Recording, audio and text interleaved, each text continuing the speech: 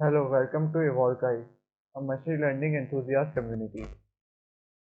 इस वीडियो में हम लोग LDA यानी कि लीनियर डिस्क्रिमिनेंट एनालिसिस का कोड समझेंगे और इसकी हल्की सी वर्किंग भी मैं आपको समझा दूंगा कि ये वर्क कैसे करता है। सबसे पहले समझते हैं कि इसकी वर्किंग क्या है।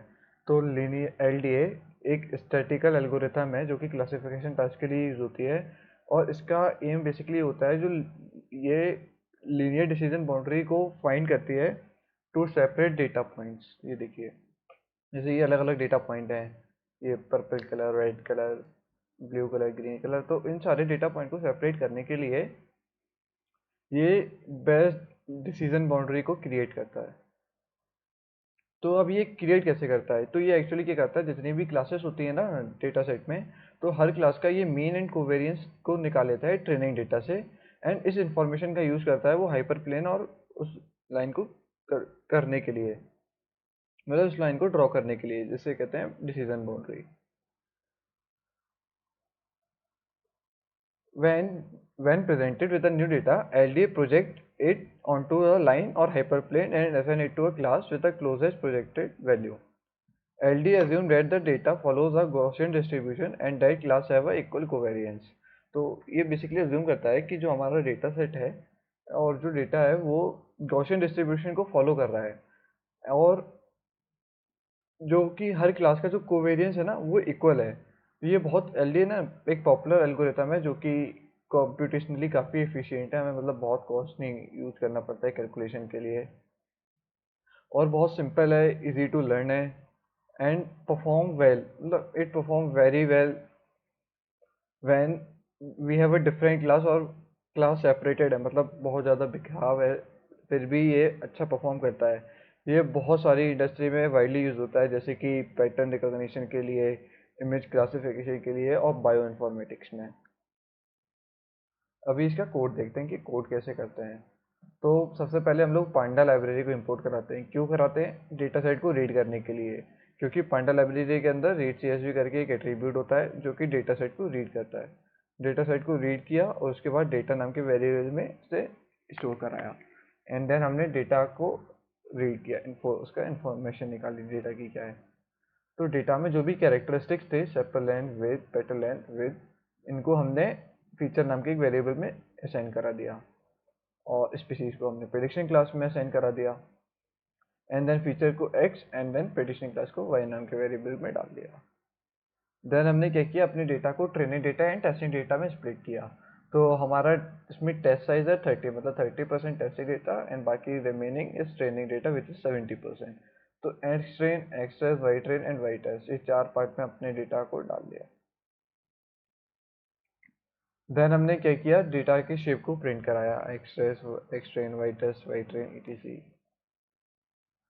फिर हमने अपने मॉडल को बिल्ड करा। तो बिल्ड करने के लिए सबसे पहले तो हमें अपने LDA को इंपोर्ट करना पड़ेगा ना, लीनियर डिस्क्रिमिनेंट एनालिसिस को। तो हमने इसको sklearn लाइब्रेरी से इंपोर्ट करा जो कि डिस्क्रिमिनेंट एनालिसिस में आता है sklearn लाइब्रेरी के। उसके बाद फिर हमने अपने मॉडल को कॉल करा और CLF नाम के वेरिएबल में स्टोर करा। फिर हमारा जो ट्रेनिंग डेटा था एक्स ट्रेन और वाई ट्रेन, उसको हमने मॉडल को ट्रेन करना है ना मॉडल की हेल्प से, ट्रेनिंग डेटा को। तो .clf करके एक एट्रीब्यूट आता है, उसकी हेल्प से हमने अपने मॉडल में फिट किया ट्रेनिंग डेटा को। और डॉट प्रिडिक्ट करके एक एट्रीब्यूट आता है जिसकी हेल्प से हमने प्रिडिक्शन मंगाया अपने टेस्टिंग डेटा पर। देन हमने क्या किया, एक्यूरेसी को प्रिडिक्ट कराया कि how well are data perform, how well are classifier perform on this data set. तो हम इसका कोड समझते हैं कि इसका कोड कैसे होता है। तो सबसे पहले हमने पांडा लाइब्रेरी को इंपोर्ट कराया, जैसे मैंने आपको बताया था। फिर हमने अपने डेटा सेट को रीड किया। डेटा सेट भी देख लीजिए, चार इसमें कैरेक्टरिस्टिक है, sepal length, width, petal length, width and एक स्पीसीज है। तीन स्पीसीज है बेसिकली, एक कॉलम है स्पीसीज नाम का, इसमें तीन स्पीसीज है, आयरस एटोसा, आयरस वर्जिनिका और आयरस वर्सिकल है। और ये सारी स्पीसीज वेरी और डिपेंड करती है इन चार कैरेक्टरिस्टिक पे, petal length, width, sepal length, width, इन पे। तो अगर सेपल लेंथ, सेपल विड्थ अलग होगी तो डेफिनेटली इनकी स्पीसीज चेंज हो जाएंगी, क्या स्पीसीज है फिर देखना होता है। तो फिर हमने डेटा का इन्फो निकाला कि डेटा टाइप क्या है, डेटा में कोई नल वैल्यू है, इनफाइनाइट वैल्यू, हमारा काफ़ी रिफाइंड डेटा है एकदम प्योर, तो इसमें सब कुछ सही है। फिर हमने क्या किया, फीचर और प्रिडिक्शन क्लास, मतलब कैरेक्टरिस्टिक को फीचर में और प्रिडिक्शन जो हम करने वाले स्पीसीज उसको प्रिडिक्शन क्लास में डाल दिया। एंड देन XYY में स्टोर करा दिया, डेटा फ्रेम में बेसिकली कन्वर्ट करके। उसके बाद डेटा को training data and testing data में स्प्लिट कर दिया, और उसके बाद सिंपली हमने अपना मॉडल रन कर दिया। और जैसे ही हमने अपना मॉडल को रन किया, ट्रेन किया, एंड देन हमने अपने मॉडल को इवेल्यूएट किया कि उसकी एक्यूरेसी क्या आ रही है। परफेक्टली इवेल्यूएट होता है क्योंकि ये बहुत रिफाइंड डेटा है। तो हमने देखा कि LDA एक widely use effective statistical algorithm है जो कि क्लासिफिकेशन टेक्स्ट के लिए यूज होती है। ये optimal linear decision boundary create करती है जो कि सक्सेसफुली सेपरेट करता है डिफरेंट क्लासेस ऑफ डेटा। ये सिंपली एक कंप्यूटेशनल एफिशिएंट एल्गोरिथम है।